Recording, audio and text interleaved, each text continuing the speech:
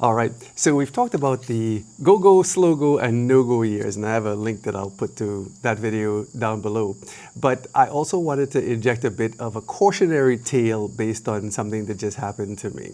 Let's talk about it. Hi, my name is Andre. If this is your first time here, welcome. Thank you so much for stopping by, and if you are returning, as always, thank you so much for coming back. All right, so I just returned recently from a vacation to my home country where I was born, Trinidad and Tobago in the Caribbean. And we went down there, my daughter and one of my nieces were, hey, we're going to go to Trinidad, you guys should come. So we went and we got to spend a week down there with my parents and we had a blast. So my one niece decided, oh, while we're here, I want to see a waterfall. So I get in touch with a friend, puts me in touch with a guide, says, I've got the ideal place for you, let's go. So midweek, we meet up with him and we head out to this waterfall. And so he said that there's like a 10 to 20 minute hike to get to where the waterfall is. And I warned him, I said, a couple of us are in the 60 plus-ish kind of category. He said, no problem, I'm in my 60s. Let's do this. So we're excited. Off we go. Now, I should point out my niece is 21-ish. My daughter is 26. So we are ready. Off we go. We are in our go-go years.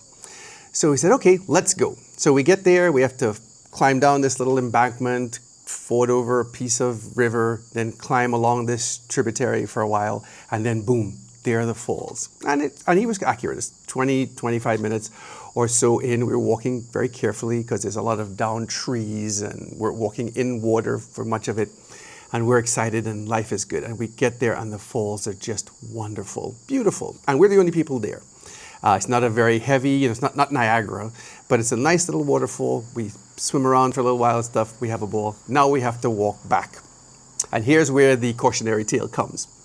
So while we were walking down, the guide kept pointing out to us, hey, when you're going to step somewhere, place your foot lightly, check it out if the rock or piece of branch or whatever that you're going to step on, move your foot around a little bit to see if it's steady and can hold you, and then move your next foot and repeat. So, we're being careful. Nobody wants to get injured out here or whatever. And I've been following these instructions. Life is going well. So we're on our way back, and I find myself in the lead. So I'm walking along. I would go forward maybe 50, 60 feet, wait till the next person caught up close to me, and then I would go forward again. Here's where the cautionary tale comes from. I thought I was following instructions very, very carefully. And I would step on a rock or a stone or whatever it is, check everything was good, then I would make the next step. So we came to a point in time where there was this fallen tree or branch or whatever across the water. And I figured, well, I need to step up onto the branch and then take my other leg and put it over to the other side of the branch and continue going, following the exact same instructions I had been following for the entire hike. I step up onto the branch, check, yep, the branch isn't moving, it's all solid, good to go. And as I lift my next leg, I stepped up with my left leg. As I lifted my right leg to put it over the branch, my left leg just decided, oh, I don't want to stay attached to this branch anymore. I want to slide out from underneath me. Okay, so you have this conversation with yourself, or at least I did, that I am going to go down. I couldn't save myself or anything. I'm going to go down. But I'm carrying in my right hand my camera because I was trying to vlog some of this trip and so on. And so I have to hold my right hand up out of the water because I'm going down into water. And I have a backpack on my back with, batteries and extra camera and all that kind of stuff. So I don't want to fall over so that my backpack goes into the water. So I have to go down straight forward with only one hand because the other hand is holding the camera. And I know that I'm going down. So down I go. And as I come to a stop, I have that internal interrogation with myself. Did I break anything? I didn't hear any snapping or breaking or anything. How is all going? Well, as I've shared with you before on this channel, I am 59 and in reasonably good health and so on, but I'm still curious what just happened. Okay, arm seems to be okay, legs seem to be okay, torso, nothing seems to be broken. Let's start getting back up. Now, as I was going down, I did notice that a branch or stick or something or the other raked across the back of my left thigh. So my next thing is there any blood? You know, did I break through the skin or whatever, and what's going on there? So I reach down and I check everything there. Nope, I have this big welt that has formed, but it hasn't broken the skin. There's no blood or anything. So I stand back up. Meanwhile, the folks behind me are like, what happened? Did he fall down? Is he okay? Is everything? I'm fine. I'm good. I think everything's okay. You know, we're good. So I noticed that I have this welt on the back of my left thigh, and life is good. Everything seems to be okay. So we continue on down, we get back, we cross over the river again, we climb back up the embankment, we get into the car, that minibus that was taking us around. And I kind of do a little inventory. Everything seems to be okay, except for this big scrape on the back of my leg. So we have a nice meal, we go home. Later on that evening, my wife starts to look at me and starts to point out to me all the various things that have now begun to bruise on my body. On my right knee, which I guess went straight down into the thing, I have 3 or 4 bruises. On the front of my right thigh, I have a bruise. The inner side of my left knee is all bruised up. The back of my right elbow is bruised. Okay, so nothing's hurting at this point, but I'm aware of these bruises.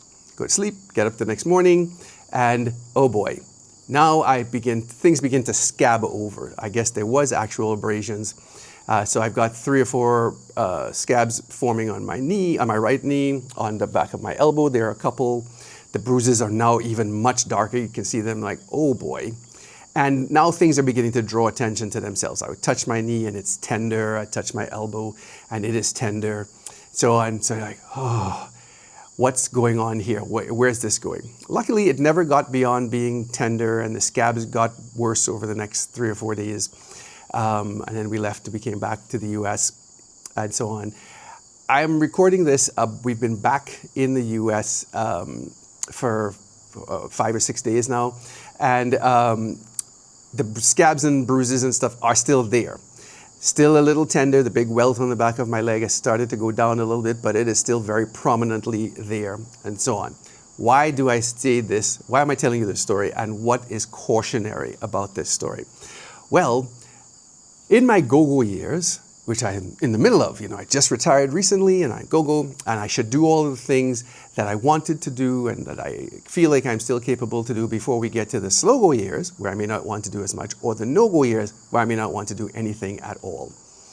However, don't lose sight of the fact that in the go-go years, you are maybe not as, physically equipped to do the things that you used to do when you were much younger. Needless to say, the 20-year-olds, the 20-somethings did not have any sort of an issue. My one sister-in-law, who is in her 50s, also had a bit of a strained or sprained ankle that was giving her a little bit of fun there, and so on. And I also noticed that as I get these different things, they take way longer to heal up. So when something does in fact happen, you're like, oh boy, how long is this going to take before I feel like I'm, 100% back to normal?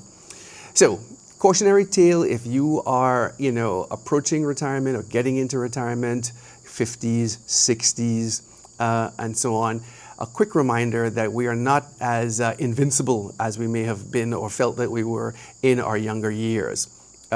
So, just a caution, watch where you walk. Be careful as you go about enjoying these vacations and these trips, because for those who keep in track, this is our 4th or 5th big trip this year, and we still have a couple more planned where we plan to do a number of different things. I will be even more cautious as we go forward, because I enjoy the trips, but oh my goodness, falling, hurting oneself is not as much fun as it may have been in the past.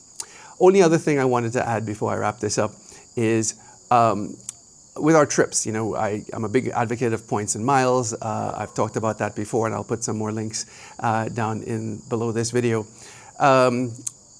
We're using points and miles to make the trips, which is what allows us and affords us the ability to be able to take some of these trips. But sometimes the trips that are available to us are not the best routing. On our way back, we had a 10-hour layover overnight in one of the airports that we flew through. And, 10 hours, no big deal. We're retired. We'll stay up that night. And then when we get back to our home the next morning, then we'll sleep. No big deal. Well, 10 hours staying awake all night, an all-nighter, it does not have the same effect on your body at almost 60 as it did when you were 23. It took me 2 or 3 days to kind of recover from having stayed up all night there, and I probably are just about back to normal now and so on. So something else to kind of keep in mind as you're going through the go-go years, that we're not as full of vim and vigor as we had been in the past. All right, that's it. Thank you so much for joining me. I know this was a little different than the kind of videos we normally do on here, but a cautionary tale that I wanted to share with you. All right, if this is your first time here again, thank you, welcome, really appreciate it. I ask that you, if you got any enjoyment out of this or learned anything from it, please give us a like as we continue to try to grow the channel. And if there's anybody you think can benefit from exposure to this material, please go ahead and share. Ask that you continue to support the channel in whichever way you can. We're approaching, I think, 80 some videos on here. Please go back. We covered a lot of different topics. Go back and check anything that might be of interest. All right. Thank you again so much. And as always, in the later times.